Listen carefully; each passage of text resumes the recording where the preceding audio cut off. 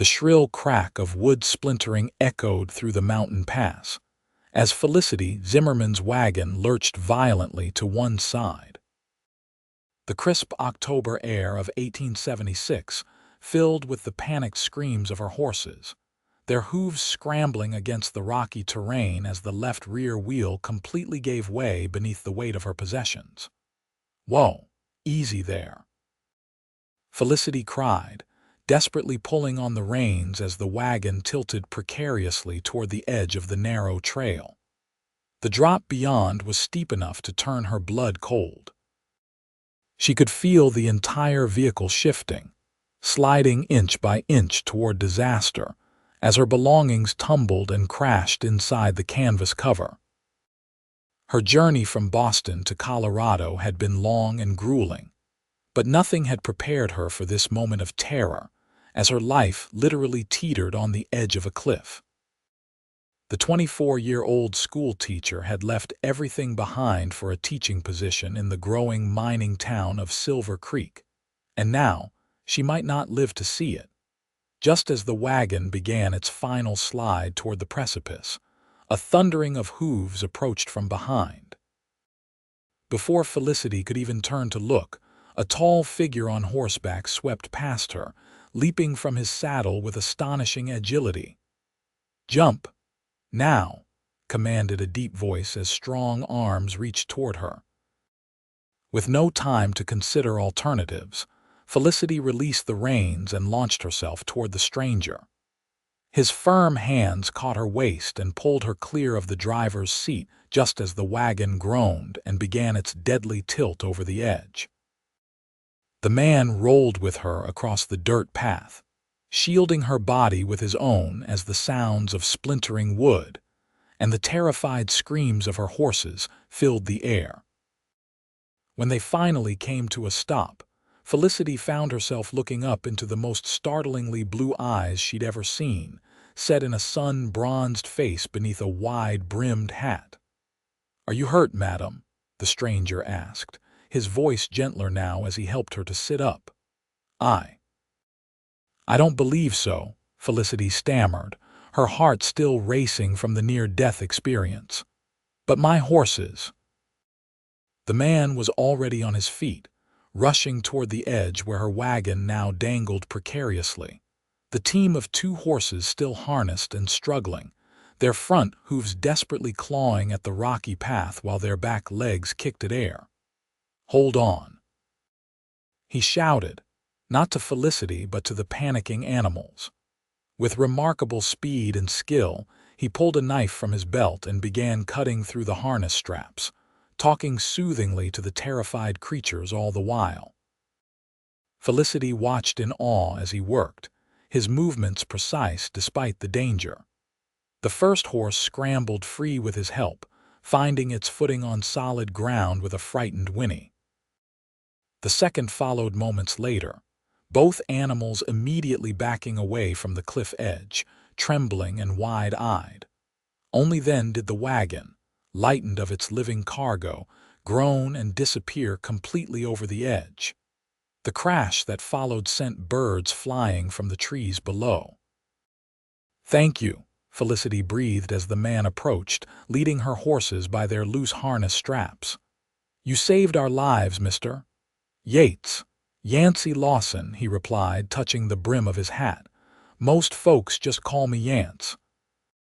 "Felicity Zimmerman," she offered, extending her hand which still trembled slightly. "I'm the new schoolteacher for Silver Creek." Yancy's eyebrows raised slightly. "That's quite a coincidence, Miss Zimmerman. I was just heading that way myself." As Felicity stood there, the full weight of her situation began to sink in. Her wagon was gone, along with nearly all her possessions, her books, her clothes, the supplies she'd brought for her new classroom. Everything except the small handbag that had flown from the wagon and landed several feet away. "Everything I own was in that wagon," she said, her voice hollow as she stared at the cliff edge. Yancy followed her gaze, his expression grim. "Some of it might be salvageable. The pass isn't as steep as it looks in some places. Let me secure the horses and I'll take a look." While he tied her horses to a nearby tree alongside his own sturdy bay, Felicity retrieved her handbag, grateful to find her money, identification papers, and a few small keepsakes intact. It was small comfort against the enormity of her loss. "The wagon's done for," Yancy announced upon his return. "Broke clean apart on the rocks, but I can see some of your trunks and boxes scattered on a ledge about 30 feet down. If you're comfortable waiting here, I can climb down and bring up what I can." "I couldn't ask you to risk yourself further, Mr. Lawson," Felicity protested. A half smile lifted the corner of his mouth. "You didn't ask, Miss Zimmerman. I offered. Besides, a schoolteacher without books would be like a cowboy without a horse." Before she could object further, he had removed his coat, revealing broad shoulders beneath a simple white shirt, and was already making his way down a narrow animal trail that wound along the cliff face. For nearly 2 hours, Yancy made multiple trips up and down the treacherous path, retrieving what he could of Felicity's belongings. By late afternoon, they had managed to salvage 2 trunks of clothing, a box of books, and a crate of personal items. Her teaching supplies, kitchenware, and many other possessions were either destroyed or irretrievable. "That's the last of what can be saved," Yancy said, setting down a small wooden chest that Felicity recognized as containing her mother's china tea set. "The rest is either smashed beyond recognition or scattered too far to reach safely." "You've done more than enough," Felicity said, genuinely touched by this stranger's kindness. "I don't know how to thank you properly." "No need for thanks," he replied, pulling a canteen from his saddlebag and offering it to her. "Anyone would have done the same." "I rather doubt that," she said after taking a grateful sip of cool water. "Not everyone would spend hours retrieving a stranger's belongings from a cliff." As the sun began to sink lower in the sky, casting long shadows across the mountain pass, Yancy began securing her salvaged possessions to his horse. "Silver Creek's still about 6 hours' ride from here," he explained. "We won't make it before nightfall. There's a small cabin about an hour ahead where we can shelter for the night. It belongs to an old prospector friend of mine who won't mind us using it." Felicity hesitated, her proper Boston upbringing raising immediate concerns about propriety. Yancy seemed to read her thoughts. "It's 2 rooms, Miss Zimmerman. You'll have your privacy, but we can't stay out here after dark, not with wolves and mountain lions about." "Of course," she agreed, practicality overcoming her reservations. "Thank you again for your kindness." As they set off, Felicity rode one of her rescued horses while Yancy led his own mount, now laden with her belongings, and guided her second horse by the reins.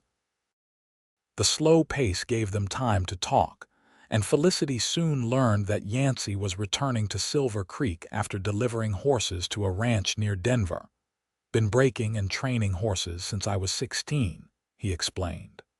"Started my own small ranch outside Silver Creek 3 years ago. It's nothing fancy yet, but it's growing steadily." "How old are you now, if you don't mind my asking?" Felicity inquired. 28 last spring, he replied. "Old enough to know better about most things, young enough to still make plenty of mistakes." There was something in his wry tone that made Felicity curious, but she didn't pry. Instead, she told him about her teaching experience in Boston and her reasons for accepting a position so far from home. "After my parents passed last winter, there was little keeping me there," she explained. "When I saw the advertisement for a teacher in Colorado, it seemed like a chance for a fresh start." "Silver Creek's still rough around the edges," Yancy warned. "But it's growing fast and there are plenty of good folks there, families with children who need educating." By the time they reached the cabin, twilight had deepened into dusk. The small structure was rustic but sound, with a stone fireplace, a main room with a table and chairs, and a smaller bedroom as Yancy had promised. "I'll tend to the horses while you get settled," he said, helping her down from the saddle. Inside, Felicity found the cabin surprisingly well maintained. She retrieved a clean dress from one of her salvaged trunks and did her best to freshen up using water from a barrel outside. When Yancy returned, he brought firewood and soon had a cheerful blaze going in the fireplace. From his saddlebags, he produced jerky, hard biscuits and even a small jar of peach preserves. "Not exactly a feast," he apologized as he laid out the simple meal on the table. "It's perfect," Felicity assured him, suddenly aware of how hungry she was after the day's ordeal. As they ate by firelight, she studied her rescuer more carefully. His face was weathered from years outdoors, but his features were handsome, with laugh lines around his eyes suggesting he smiled often. His hands were calloused but gentle in their movements. Most striking was how he listened when she spoke, giving her his full attention in a way few men ever had. "You mentioned losing your parents," he said after a comfortable silence. "I'm truly sorry for your loss. I lost mine young father to a mining accident when I was 12, mother to pneumonia 2 years later." "That must have been terribly difficult," Felicity said softly. "Who raised you after?" "My uncle for a time, though he wasn't much interested in having another mouth to feed. Left his place when I was 15, worked as a ranch hand until I saved enough to start my own place."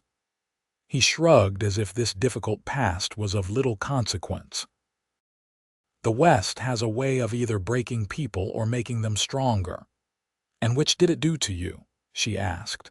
Yancy's blue eyes reflected the dancing flames as he considered her question. "Bit of both, maybe. Broke some parts, strengthened others." That night, true to his word, Yancy slept in the main room while Felicity took the bedroom. Despite her exhaustion, she found sleep elusive, her mind replaying the terrifying moments of the accident and the remarkable rescue that followed. She could still feel the strength of Yancy's arms as he pulled her from the wagon, the solid warmth of his body as they rolled to safety. Morning arrived with golden sunlight streaming through the cabin's small windows.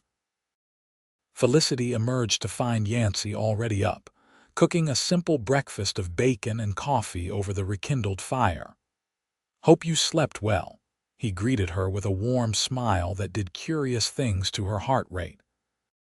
"Better than I expected after such excitement," she replied, accepting the tin mug of coffee he offered. They set out early, continuing their journey to Silver Creek. The day was clear and bright, the mountain scenery breathtaking with aspens showing their autumn colors against the evergreen backdrop. As they rode, conversation flowed easily between them, as if they were old friends rather than strangers who'd met under desperate circumstances. By mid-afternoon, the mining town of Silver Creek came into view in the valley below. From their vantage point, Felicity could see a main street lined with wooden buildings, a church steeple, and homes scattered around the perimeter. Beyond the town, a creek glinted silver in the sunlight, explaining the settlement's name. "It's lovely," she breathed, feeling a flutter of excitement despite yesterday's misfortune. "Wait until you meet the people," Yancy said. "That's what makes a place worth calling home." As they rode into town, Felicity was conscious of curious glances from townspeople going about their business. A woman riding alongside a known local cowboy, her dress dusty from travel, was bound to raise eyebrows. Yancy led her directly to a 2-story building with a sign identifying it as Silver Creek Mercantile and Hotel. A portly man with mutton chop whiskers emerged as they dismounted. "Yancy Lawson. Wasn't expecting you back for another week," he called out jovially before his gaze settled on Felicity. "And who might this lady be?" Harold, Meet Miss Felicity Zimmerman, our new schoolteacher," Yancy introduced them. "Miss Zimmerman, this is Harold Winters, owner of the finest establishment in Silver Creek and member of the town council that hired you. Miss Zimmerman." "We've been expecting you," Harold said, hurrying forward to shake her hand. "But where's your wagon? The letter said you'd be bringing your own transportation and belongings."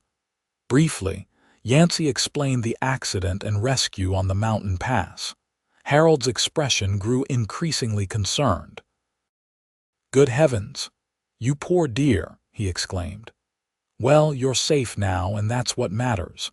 We've prepared the schoolteacher's cottage at the edge of town, but it's barely furnished, without your belongings." "I managed to salvage some of Miss Zimmerman's possessions," Yancy interjected, "but she's lost a great deal, including her teaching supplies." Harold nodded thoughtfully. "The town council set aside a small fund for school necessities. We can redirect some of that for immediate needs." He turned to Felicity with a kind smile. "And I'm certain the ladies of Silver Creek will be happy to contribute household items to get you started." "That's very generous," Felicity said, feeling both grateful and overwhelmed. "Let's get you settled at the cottage first," Yancy suggested. "I'll help bring your salvaged things there." The schoolteacher's cottage proved to be a modest but charming structure set among pines at the town's edge. A short walk beyond it stood a newly constructed schoolhouse, its red paint bright against the landscape. Inside the cottage, Felicity found a single large room with a small kitchen area, a pot-bellied stove, a narrow bed in one corner, and a simple table with 2 chairs. The furniture was sparse but solid, the floors swept clean. "It's not much," Harold apologized as he unlocked the door for them, "but the town carpenter is working on more furniture. Should be ready within the week."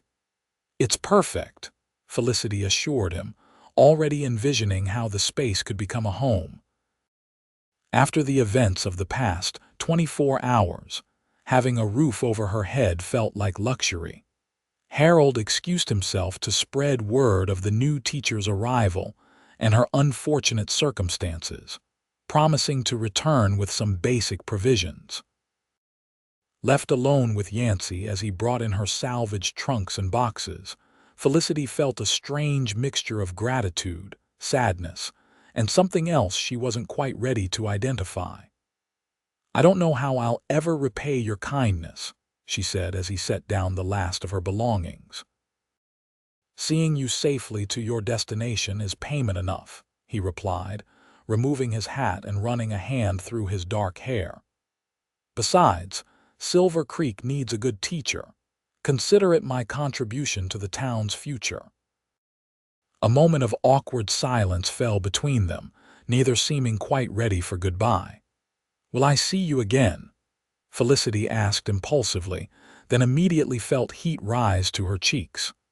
"I mean, Silver Creek isn't very large, so I suppose we're bound to cross paths."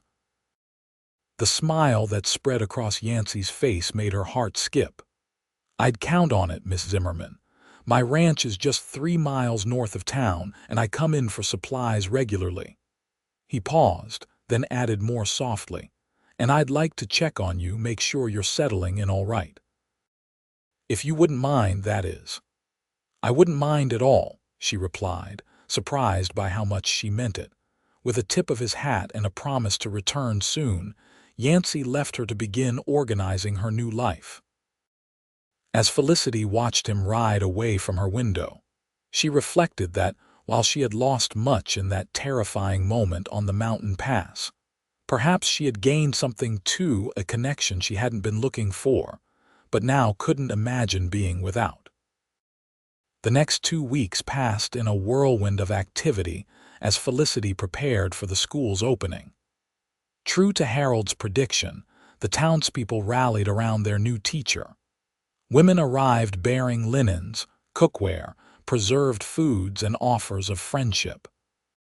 The general store provided basic school supplies on credit against the town fund, and the local carpenter delivered additional furniture for both the cottage and schoolhouse. Throughout it all, Yancy Lawson became a steady presence in Felicity's new life. He appeared every few days, sometimes bringing fresh game or vegetables from his garden, other times offering help with tasks requiring strength or tools she didn't possess. Each visit left her looking forward to the next, their conversations growing deeper and more comfortable with time. On the Sunday before school was to begin, Yancy arrived with his wagon, offering to take Felicity to church services where she would meet many of her future students and their parents. Dressed in her best salvage dress, a deep blue that matched her eyes, Felicity accepted his arm as he helped her into the wagon seat. "You look beautiful today," he said simply, his honest admiration warming her more than the autumn sunshine. The small church was filled to capacity, with families eager to meet the teacher who would educate their children. Following the service, a community picnic provided Felicity the opportunity to speak with parents and children alike. She noticed how Yancy stayed nearby, occasionally introducing her to people she hadn't yet met, his quiet support making the overwhelming day manageable. "The children seem wonderful," she told him as they drove back to her cottage that afternoon. 28 students from 6 to 16 years old. It will be challenging but rewarding." "They're lucky to have you," Yancy replied. "I've seen how hard you've worked to prepare, even after losing so much." At her doorstep, he hesitated before saying goodbye. "I was wondering if you might join me for supper at my ranch next Saturday. I thought you might enjoy a break after your first week of teaching." The invitation surprised and pleased her. "I'd like that very much," she answered, her pulse quickening at the smile that lit his features. The first week of school proved even more demanding than Felicity had anticipated. Children of varying ages and abilities, some who had never attended school before, required all her patience and creativity. By Friday afternoon, she was exhausted but exhilarated. Already growing fond of her lively students, Saturday's visit to Yancy's ranch revealed another side of the man who had rescued her. His property, while modest, showed care and attention in every detail. The main house was small but well built, with a covered porch and windows that caught the mountain light. A barn, corral, and several fenced pastures completed the homestead, with mountains rising majestically in the background. "It's not much compared to what you might be used to back east," Yancy said as he showed her around, a touch of uncertainty in his voice. "It's wonderful," Felicity replied honestly. "You've built something real here, something that's entirely yours. That's no small accomplishment." The warmth in his eyes at her words stirred something in Felicity's heart, a feeling both frightening and thrilling. Supper was simple but delicious venison stew with fresh baked bread and apple pie from a neighbor's orchard. As they ate on his porch, watching the sunset paint the mountains in fiery hues, Felicity found herself sharing thoughts and feelings she'd rarely expressed to anyone. "Sometimes I wonder if I was running away rather than towards something," she admitted. "After my parents died, Boston felt full of ghosts. Every street, every building held memories that hurt to recall." "There's no shame in seeking a fresh start," Yancy said gently. "I've done it myself more than once. What matters is what you build once you get where you're going." "And what are you building, Yancy Lawson?" she asked, studying his profile in the fading light. He turned to meet her gaze, his expression thoughtful. "A life that's mine, horses that carry my brand, land that responds to my care." He paused, something vulnerable crossing his features. "Maybe someday, a family to share it with." The moment hung between them, heavy with unspoken possibilities. On the ride back to town, stars emerged in the clear mountain sky, brilliant and close enough to touch. Felicity found herself seated closer to Yancy than propriety might dictate, but the evening chill provided a convenient excuse. "Thank you for today," she said as they approached her cottage. "It was exactly what I needed after such a busy week." "The pleasure was mine," he replied, his voice low and warm in the darkness. At her door, he helped her down from the wagon, his hands lingering at her waist a moment longer than necessary. In the silver moonlight, his eyes searched hers with a question he didn't voice. "Would you like to come in for coffee?" Felicity offered, surprising herself with her boldness. Inside her now cozy cottage, she busied herself preparing coffee while Yancy built up the fire against the evening chill. The domestic scene struck her with its rightness, as if they had performed this routine together countless times before. Seated before the fire, mugs in hand, conversation flowed easily between them until a comfortable silence fell. Felicity found herself studying Yancy's hands, strong, capable hands that had pulled her from danger, retrieved her belongings, and now cradled a coffee mug with unexpected gentleness. "I think about it often," she said softly. "That moment on the mountain pass. If you hadn't come along when you did." "But I did," he interrupted gently. "Some might call it chance, but I'm not so sure." "What would you call it then?" she asked. His eyes met hers, serious and intent. "Providence, maybe. I wasn't even supposed to be on that trail that day. Changed my route at the last minute when I heard there might be bad weather coming through the lower pass." The thought sent a shiver through Felicity how easily their paths might never have crossed. "I'm glad you changed your route," she whispered. Yancy set down his mug and leaned forward slightly. "Felicity," he began, using her first name for the first time, "I know we haven't known each other long, but I feel like I've been waiting to find you my whole life. Is that too forward to say?" "No," she breathed, her heart racing. Not too forward at all. When he kissed her, it felt like coming home to a place she hadn't known she was seeking. His lips were gentle against hers, asking rather than demanding, and Felicity responded with a certainty that surprised her. As autumn turned to winter, Yancy became a fixture in Felicity's life. He escorted her to town socials, helped with repairs around the schoolhouse, and spent quiet evenings by her fire discussing books, dreams, and the future.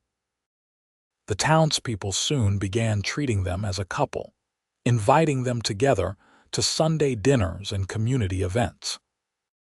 When the first heavy snow fell in December, Yancy arrived at her cottage with a beautiful sleigh he'd borrowed from a friend, taking her for a magical ride through the snow-covered landscape. Wrapped in blankets against the cold, Felicity had never felt warmer or more content.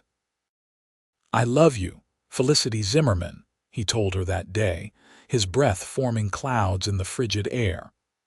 "I think I started falling the moment I pulled you from that wagon." "And I love you," she replied, the words feeling both monumental and perfectly natural. Despite the circumstances, or perhaps because of them, that was the luckiest day of my life. On Christmas Eve, during the town's celebration at the church, Yancy presented Felicity with a small wooden box. Inside lay a delicate gold ring with a single pearl. "It was my mother's," he explained as curious onlookers gathered around them.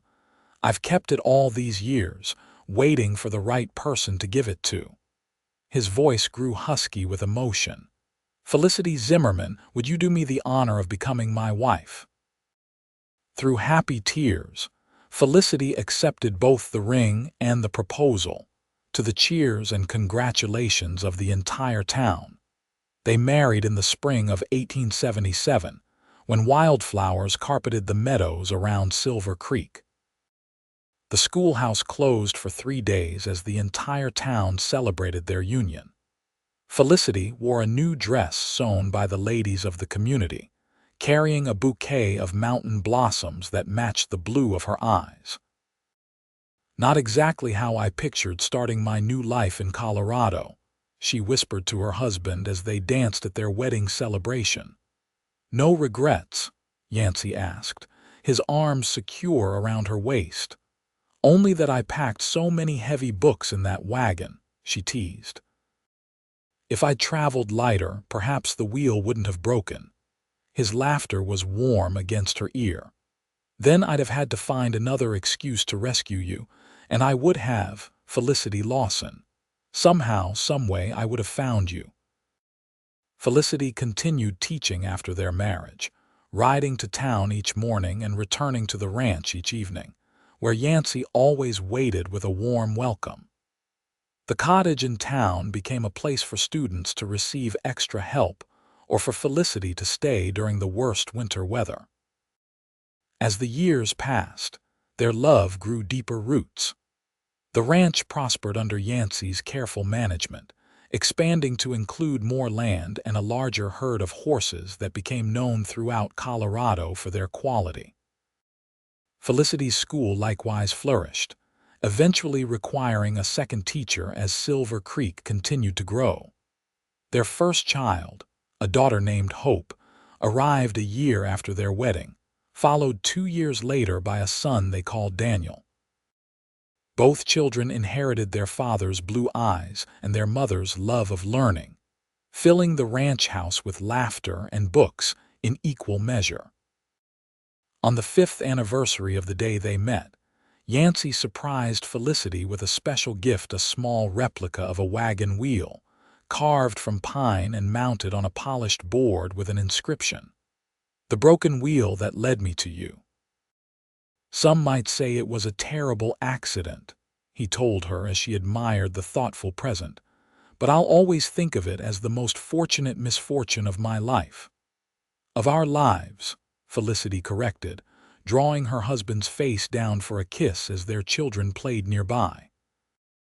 In the decades that followed, Silver Creek grew from a mining camp to a proper town, and the Lawson Ranch became one of the most respected in the territory.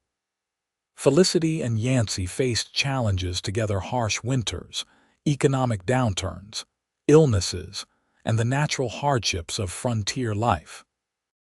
Yet through it all, their partnership remained unshakable, forged in that desperate moment on a mountain pass when a wagon wheel snapped and a cowboy's quick action changed the course of 2 lives forever. In their later years, with their children grown and families of their own, Felicity and Yancy often sat together on their porch, watching the sunset paint the same mountains where they'd first met. Their hands, now weathered with age but still finding each other with instinctive certainty, would intertwine as they recounted the story to grandchildren eager to hear of their dramatic first meeting. "Life's funny that way," Yancy would say, his blue eyes still bright with love for the woman beside him.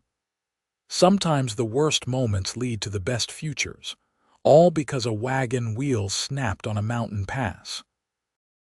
And Felicity would smile, remembering the terror of that day and the joy of every day since.